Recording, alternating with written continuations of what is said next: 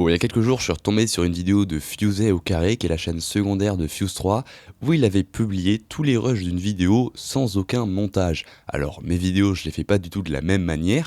En général, j'écris un script et ensuite, je le lis de la manière la plus expressive possible pour que vous puissiez pas vous rendre compte que je suis en train de lire. Bon, par exemple, là, je suis pas en train de lire, hein, je le fais totalement au feeling. Et donc, ce que vous vous apprêtez à voir, c'est un enregistrement de moi qui bégaye souvent, qui se trompe sur des phrases, qui bute sur des mots, qui les répète.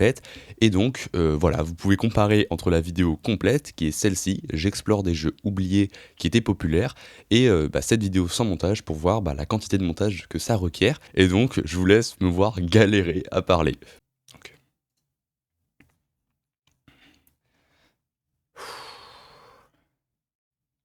C'est parti.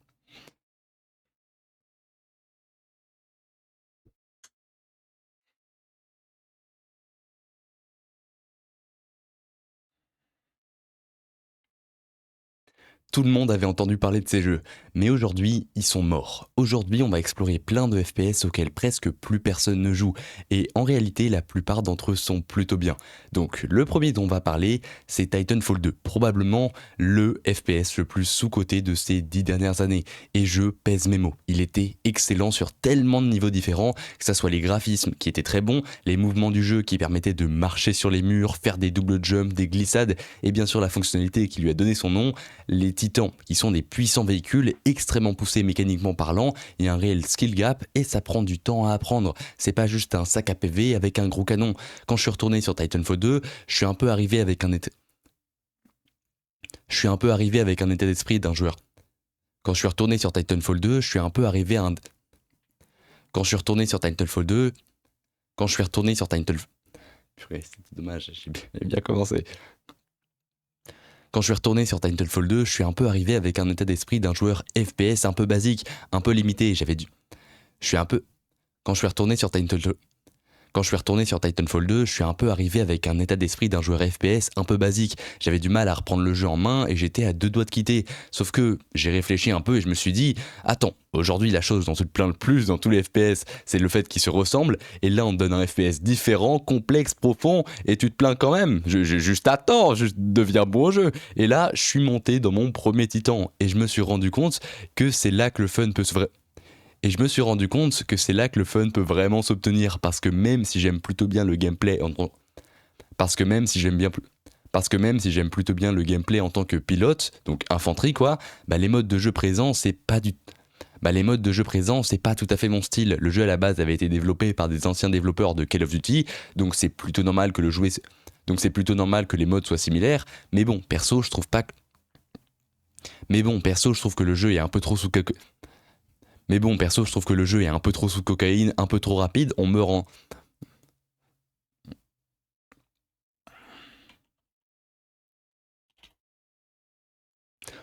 un instant, on tue très rapidement, moi je suis une personne âgée et ça me donne très vite mal à la tête. Mais par contre, le gameplay avec les titans, oh là là là là là, qu'est-ce que c'est bien, c'est beaucoup plus stratégique, il y a énormément de il y a énormément de customisation, des titans différents, il y a vraiment de quoi faire. Le time to kill est beaucoup plus long, les capacités sont super intéressantes. Enfin bref, c'est génial et je suis très content qu'il y ait un mode avec uniquement ces titans. Pour le gameplay pilote, je pense que j'aimerais beaucoup plus s'il faisait. Pour le gameplay pilote, je pense que j'aimerais beaucoup plus s'il y avait un pour le gameplay pilote, je pense que j'aimerais beaucoup plus s'il y avait un mode à grande échelle, un peu moins rapide, avec un time to kill un peu plus long, un peu comme sur Battlefield au final. Personnellement, je pense que je m'amuserais beaucoup plus dessus, mais donc, en m'écoutant, vous demandez probablement pourquoi ce jeu n'est pas plus populaire s'il est aussi bien. Eh bien, c'est tout simplement parce que ils ont été bêtes. Et je parle pas des développeurs, je parle bien d'Electronic Arts. On va faire un petit bond dans le passé, le 30 août 2016. On va faire un petit bond dans le passé. Le 30 août 2016, Electronic Arts sort Battlefield 1, un FPS que littéralement tout le monde a aimé et qui s'est super bien vendu. Et donc, si tu sors un FPS AAA à 60€, qu'est-ce que tu fais ? On est d'accord, tu sors pas un jeu du même style 2 mois plus tard. Eh bien, c'est exactement ce qu'ils avaient fait. Ils ont sorti Titanfall 2 le 28 octobre 2016. Pourquoi sérieux ? Ils pouvaient pas attendre quelques mois. Les joueurs qui recherchaient déjà un bon FPS, ils avaient déjà Battlefield 1. Et ça pourrait être excusé à la limite et ça pourrait s'excuser si c'était 2 jeux concurrents. Mais même pas. Les jeux sont édités par Electronic Arts. Donc le jeu, c'est vachement mal vendu, avec apparemment environ 4 millions de ventes, d'après ce que j'ai vu. Ce qui est super dommage vu la qualité du jeu. Donc aujourd'hui, Alors aujourd'hui, le jeu est assez fréquemment en réduction, il n'y a plus beaucoup de joueurs, alors c'est toujours jouable, mais je vous conseillerais d'y jouer le plus rapidement possible et de pas manquer votre chance. Le jeu, il n'y aura pas des joueurs dessus éternellement. Déjà aujourd'hui, c'est assez compliqué de trouver des parties, donc je vous dis, donc tout ce que je vais, donc tout ce que j'ai à vous dire, c'est vraiment foncez, allez y jouer.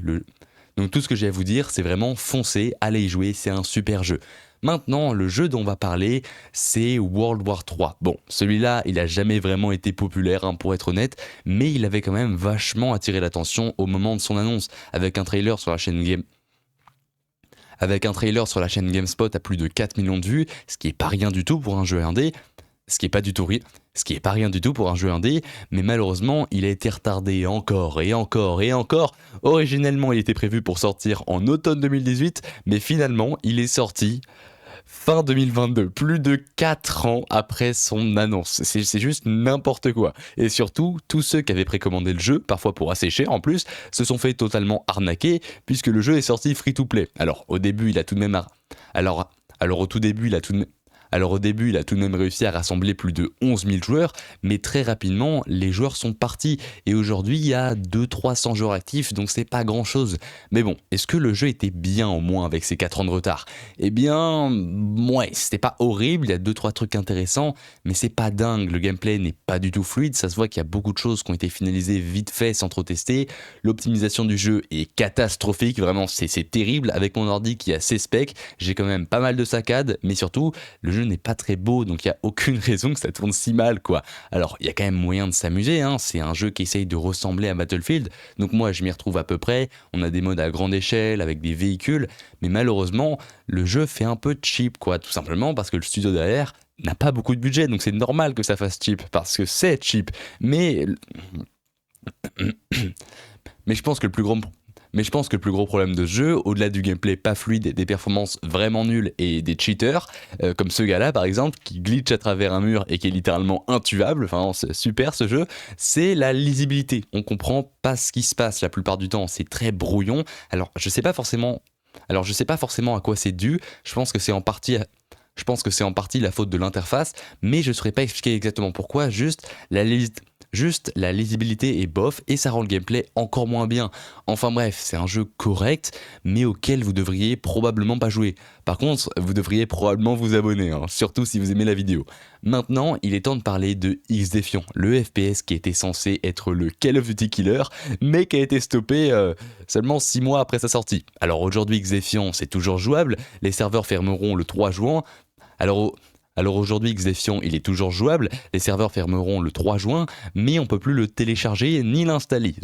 Le seul moyen d'y jouer, c'est si on l'avait déjà téléchargé avant qu'ils annoncent la fermeture. Alors personnellement, XDefiant, j'y avais joué pendant quelques tests fermés et ouverts qu'il y avait eu fin 2023, début 2024, mais déjà le problème que j'avais remarqué à cette période, c'est qu'entre les deux playtests, qui étaient éloignés de 4-5 mois si je me rappelle bien, il y avait eu littéralement aucun changement. Et ça m'avait un peu inquiété, je m'étais dit, purée, ça fait 5 mois qu'on attend le jeu, il est censé concurrencer Call of Duty, et c'est littéralement la même chose. Et de manière générale, le jeu était tellement générique, il n'y a rien qui était inventé, il n'y avait pas d'idée originale, son seul argument de vente c'était le fait qu'il n'y avait pas de SBMM. Son seul argument de vente, c'est le fait qu'il n'y avait pas de SBMM. Le SBMM, c'est le ski. Son seul argument de vente, c'est le fait qu'il n'y avait pas de SBMM. Son seul argument de vente, c'est le fait qu'il n'y avait pas de SBMM. C'est tout. En gros, si je résume, c'était une version cheap de Call of Duty, mais où il n'y avait pas de SBMM. Ouais, voilà, c'est à peu près tout. En prenant un peu de recul, c'est pas si bizarre que le jeu est flop. Quand ta seule existence est justifiée par un défaut de ta concurrence, ça peut pas marcher sur le long terme. On va prendre un exemple exagéré pour que vous compreniez à quel point ça peut juste pas marcher en fait. Disons qu'à la sortie d'Xefiant, tous les joueurs quittent Call of Duty pour y jouer. Bah Call of Duty, ils ont juste à enlever le SBMM et puis voilà, problème réglé, tout le monde revient. C'est vraiment aussi simple que ça, quoi. C'est assez terrible parce que si on est honnête, Xefiant, à part son matchmaking, c'était juste moins bien que Call of Duty en tout point. Rien que le nom Xdefiant, il est bizarre. Faut quoi? Faut défier le X? Genre, qu'est-ce que ça veut dire en fait? Mais même les graphismes, les animations qui sont aujourd'hui très réussies sur les Call of Duty n'étaient pas du tout au rendez-vous sur Xdefiant. Alors je sais que certains se sont quand même amusés, et tant mieux. Je pense quand même qu'Ubisoft aurait dû laisser Je pense quand même qu'Ubisoft aurait dû laisser un peu plus de temps à ce jeu parce que annoncer la fin du support seulement 6 mois après la sortie, alors que ça faisait 3 ans que le jeu était annoncé, voilà, je trouve qu'ils auraient pu être un peu plus patients. Au final, c'était un jeu moyen, qui n'était pas nul, qui n'était pas incroyable, qui aurait certainement très bien marché au début des années 2010, mais aujourd'hui, la concurrence est beaucoup trop rude et ce genre de jeu ne peut plus marcher, malheureusement. Maintenant, il est temps de parler de Halo Infinite. À la base, il avait été annoncé. Maintenant, il est temps qu'on parle de Halo Infinite. À la base, il avait été annoncé à l'E3 2018, puis à l'E3 2019. À la base, il avait été annoncé à l'E3 2018, puis à l'E3 2019, ils avaient donné une fenêtre de sortie qui était les vacances de Noël 2020, mais malheureusement, à cause de pas mal de raisons, le jeu est finalement sorti le 9 décembre 2021, plus de 3 ans et demi après son annonce. Ça devient un pattern avec ces jeux qui marchent pas très longtemps. Et en vrai, à la sortie, il y avait pas mal de monde. Ils avaient fait le choix de vendre uniquement la campagne à 60 € et de rendre le multijoueur gratuit pour permettre à tout le monde d'y jouer. Enfin, tout le monde, plutôt ceux qui avaient un PC suffisamment bon, ce qui n'était pas gagné en période de pénurie, ou alors ceux qui avaient une console next-gen, ce qui n'était pas gagné non plus en période de pénurie. Donc à la sortie sur Steam, il y a eu un très joli pic à 250 000 joueurs, ce qui est pas mal du tout, surtout quand on sait que le jeu vise principalement une audience console, et donc si on combine avec le crossplay, les joueurs PC plus console, c'était vraiment énorme les chiffres à la sortie. Mais malheureusement, aujourd'hui, le jeu tourne autour de 3-4 000 joueurs. C'est le plus faible nombre de joueurs depuis la sortie, tout simplement. Mais bon, j'ai quand même voulu y jouer, je me suis pas arrêté à ça. Et à la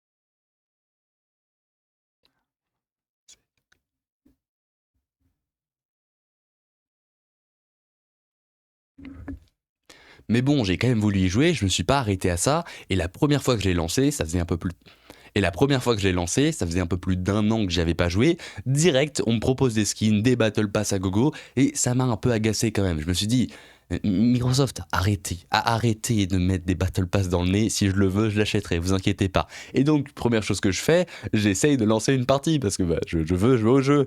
Très grosse erreur, puisque le système de matchmaking est incompréhensible. Donc là, j'appuie sur multijoueur, puis ensuite je peux sélectionner mon mode. Donc ok, jusque-là tout va bien, mais quand je clique sur le mode, on me demande encore à quel mode je veux jouer. Donc bon, je le resélectionne, il n'y a pas de problème. Et là, on peut enfin lancer une partie. Retenez un peu le système de matchmaking, on va en reparler juste après. Sauf que il n'y a pas grand monde sur le jeu, donc il va falloir attendre un peu les parties. Alors, en général, au bout de 2-3 minutes, c'est bon. Donc là, on est enfin en partie et on peut s'amuser, puisque le gameplay pur d'Halo Infinite, il est quand même vachement puisque le gameplay pur d'Halo Infinite, il est quand même vachement efficace. On a des grenades, pas mal de capacités, comme des grappins, des murs d'énergie, beaucoup d'armes qu'on peut ramasser au sol. Sauf que la spécificité d'Halo, c'est le fait que la sélection des armes, elle est aléatoire.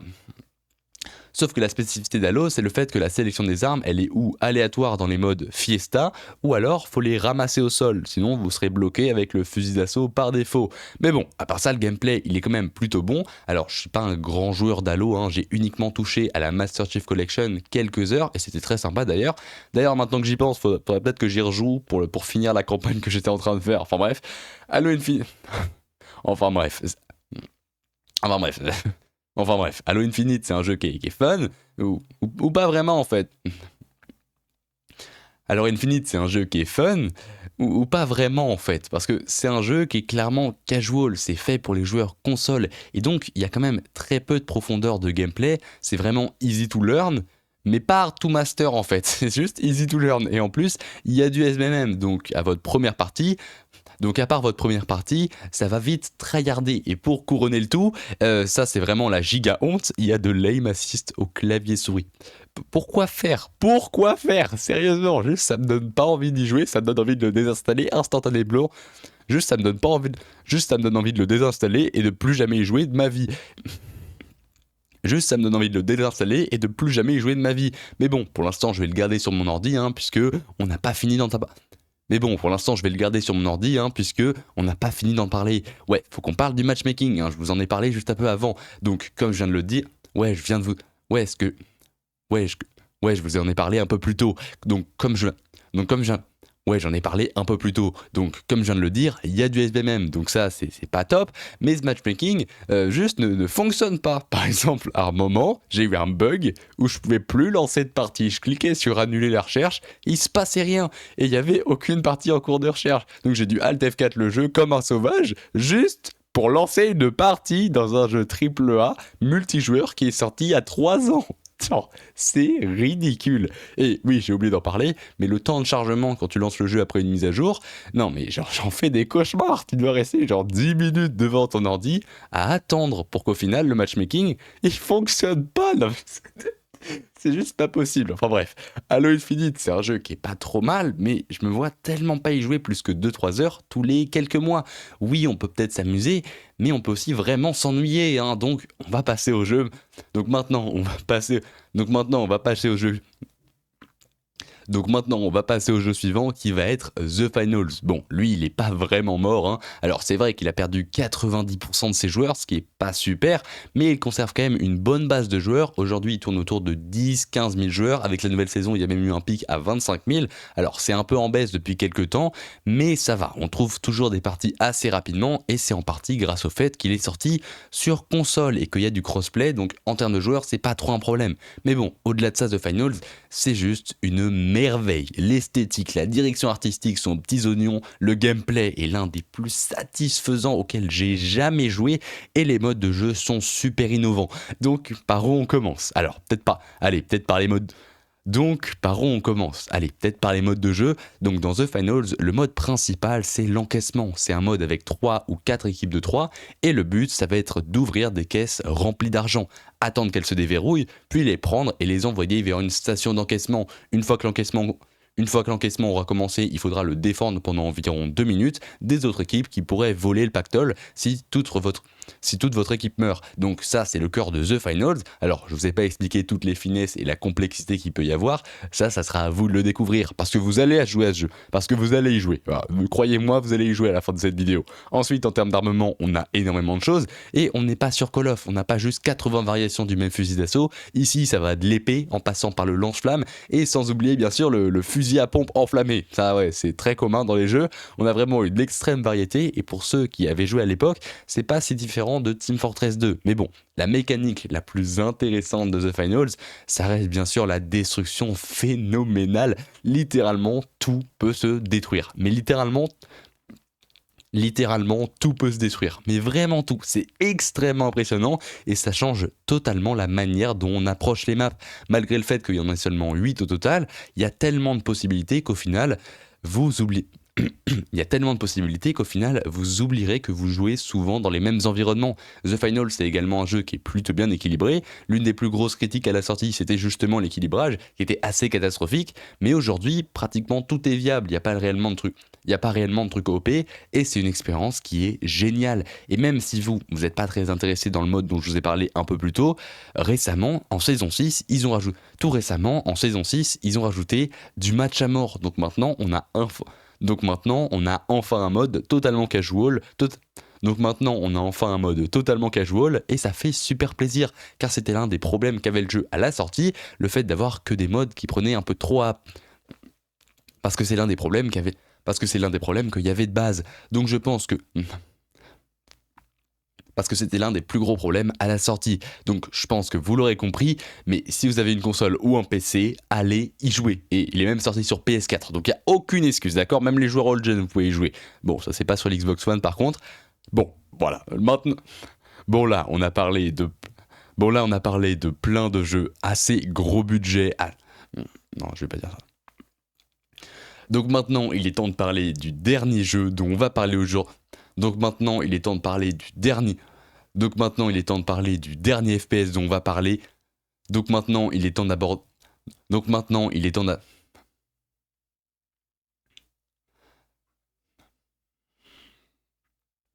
Donc maintenant, je vais enfin vous parler du dernier... Donc maintenant, on va parler du dernier jeu de cette vidéo, le jeu...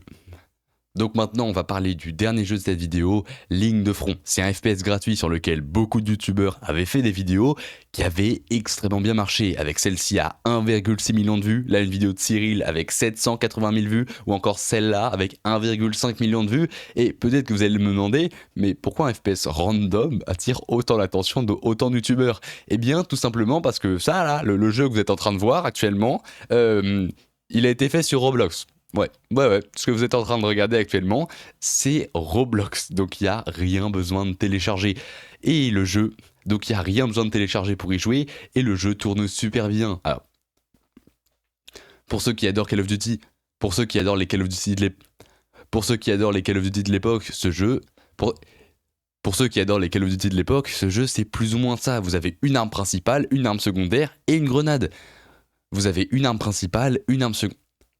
Pour ceux qui adorent les Call of Duty de l'époque, ce jeu c'est plus ou moins ça. Vous avez une arme principale, une arme secondaire et une grenade.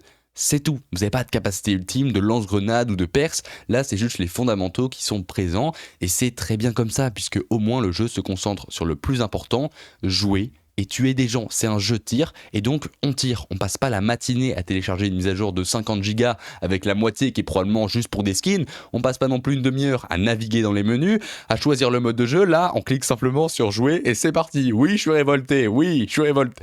Oui, je suis révolté, exactement. Côté mouvement, c'est plutôt fluide en plus. Surtout pour un jeu Roblox, je le rappelle, on peut vraiment mettre nos meilleurs clutches comme on le souhaite. Parfois, c'est un tout petit peu capricieux, mais honnêtement, je me plains pas. Le jeu se permet aussi d'avoir une customisation des armes qui est très poussée en vrai. Et je sais pas comment ils sont arrangés pour le faire sur Roblox, mais en tout cas, c'est très clean. Et je le répète, et ça d'ailleurs, je sais même pas comment ça fonctionne, mais on peut y jouer sans rien télécharger. Je sais pas par quelle magie noire ça fonctionne, mais ça fonctionne. Et en plus, c'est le cas pour littéralement tous les jeux Roblox. Mais si c'est de la magie noire Roblox, hein, tu peux jouer à des jeux sans les télécharger. Je ne sais pas comment ça fonctionne.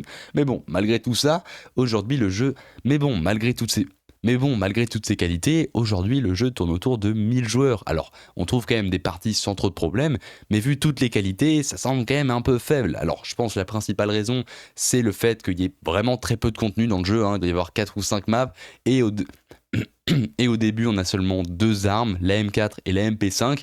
C'est pas grand chose. Alors, il y en a quelques-unes de plus qu'on peut débloquer, mais ça prend vraiment beaucoup de temps de les grind et de les débloquer.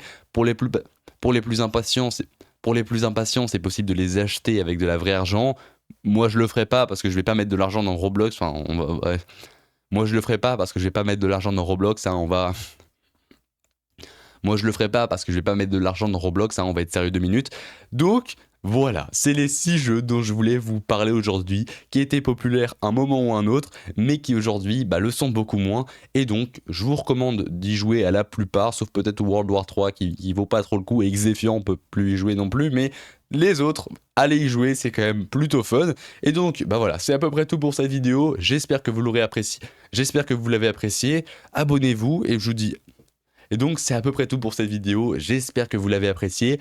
Abonnez-vous, hein, oubliez pas. Et je vous dis à la prochaine. C'était Roi de Cœur. À plus.